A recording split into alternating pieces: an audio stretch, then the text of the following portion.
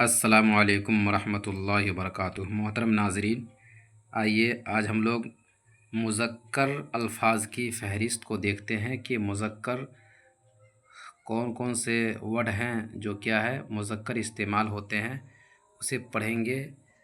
دیکھیے ہمارے سامنے بہت سارے نام ہیں، یہ سب کے سب مذکر استعمال ہوتا ہے، تو ہر ایک ورڈ کو پڑھانا یہ بہت لمبی ویڈیو ہو جائے گی اور وقت بھی برباد ہوگا، اسی لیے میں دھیرے دھیرے بڑھا رہا ہوں۔ آپ ویڈیو روک روک کر اسے سمجھ لیں گے اور یاد کر لیں گے کہ مذکر ورڈ کون سا ہے۔ یہ دیکھیے یہ سب کے سب کیا ہے، مذکر ہے۔ میں ویڈیو بھگا رہا ہوں، آپ روک روک کر اسے سمجھنے کی کوشش کریں گے اور ورڈ کو دیکھیں گے، پڑھیں گے کہ یہ سب ورڈ کہیں بھی آئے گا، ایگزام میں آپ سے پوچھا جائے گا تو اس ورڈ کے سامنے ٹک لگانا ہے، تو یہ مذکر ہی میں ٹک لگانا ہے۔ کس میں ٹک لگانا ہے؟ مذکر میں ٹک لگانا ہے کہ یہ سب ورڈ مذکر میں استعمال ہوتا ہے، ٹھیک ہے۔ اسی طرح مذکر کے بعد مؤنث الفاظ ہمارے سامنے آئے گا، اسے بھی کیا کریں گے، یاد کریں گے اور سمجھنے کی کوشش کریں گے۔ تو یہ سب ورڈ مذکر استعمال ہوتا ہے، کہیں بھی مذکر ہی استعمال ہوتا ہے۔ مذکر مطلب پولنگ جسے کہتے ہیں وہ، اب مذکر کو تذکیر بھی کہا جاتا ہے، تذکیر بھی کہا جاتا ہے۔ اب دیکھیے یہاں سے مؤنث الفاظ کی فہرست ہے، تو یہ نیچے جتنے بھی نام ہیں یہ سب کے سب کیا ہے، مؤنث استعمال ہوتا ہے۔ کیا استعمال ہوتا ہے؟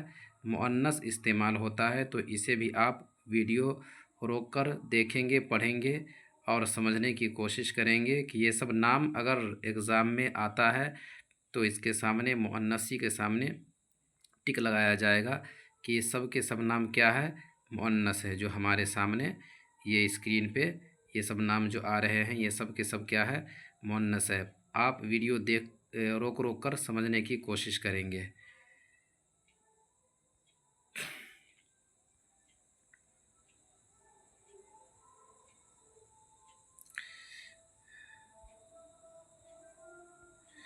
اب دیکھیے تعداد کا بیان اصل میں ہم لوگ پڑھیں گے تعداد کا بیان۔ تو تعداد، گنتی کو تعداد کہتے ہیں۔ گنتی جو گنتے ہیں ہم 1 2 3 4 5 6 7 8 اس طریقے سے، تو گنتی جو گنتے ہیں نا اسے عربی میں تعداد کہتے ہیں۔ اس کی دو قسمیں ہیں، واحد اور جمع۔ واحد مطلب ایک، جمع مطلب انیک، بہت سارا۔ کسی ایک کو واحد کہتے ہیں اور ایک سے زیادہ کو جمع کہتے ہیں۔ واحد سے جمع بنانے کے قاعدے، واحد سے جمع بنانے کے قاعدے اب بیان ہو رہے ہیں کہ واحد یعنی ایک سے جمع یعنی انیک کیسے بنائیں گے۔ جس اسم کے آخر میں الف یا ہاء آئے، یعنی جس اسم کے آخر میں، جس نام کے آخر میں الف ہو یا ہاء ہو آئے تو اس کی جمع بناتے وقت الف یا ہاء کو یہ سے بدل دیتے ہیں۔ جیسے بچہ، بچہ کے آخر میں ہاء ہے تو ہاء کو کس سے بدل دیے، یہ سے بدل دیے تو بچے ہو گیا۔ بندہ سے بندے، گھوڑا سے گھوڑے، مگر چچا، نانا، دادا، دریا، ہما، ہے نا، صحرا، عنقا وغیرہ کیا ہے، مستثنیٰ یعنی اس سے الگ ہے۔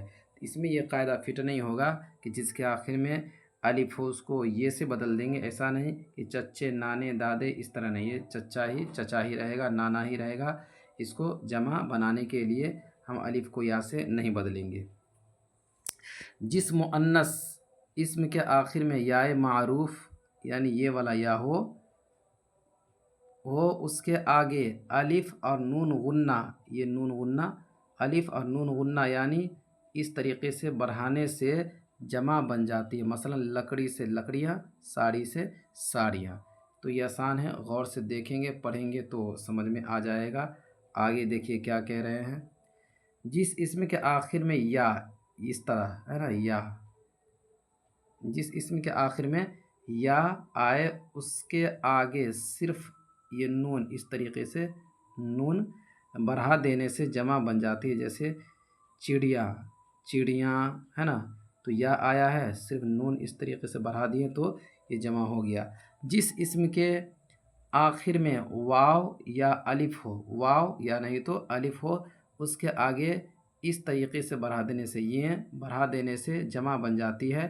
جیسے خوشبو، خوشبوئیں، ہے نا، گھٹا، گھٹائیں، ٹھیک۔ اگر اسم مؤنث کے آخر میں یا نہ ہو تو جمع بناتے وقت اس کے آگے اس طریقے سے بڑھا دے، مثلاً تصویر سے تصویریں، چادر سے چادریں، نگاہ سے نگاہیں، تو یہ جمع بن جائے گا۔ ٹھیک ہے، آگے دیکھیے، دھاتوں کی جمع نہیں ہوتی، جیسے چاندی، سونا، لوہا۔ ٹھیک، آج کے لیے اتنا ہی۔